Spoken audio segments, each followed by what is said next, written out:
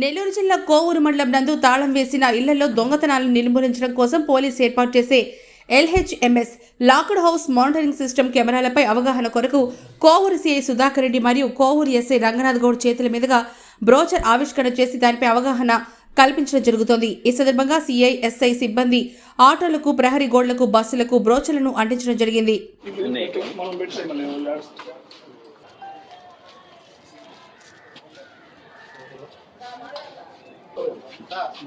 చూడండి సార్.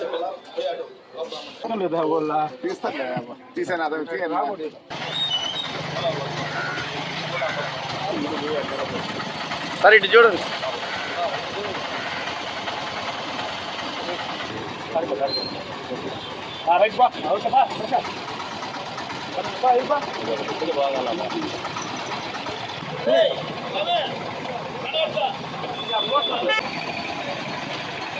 అండిచ్చి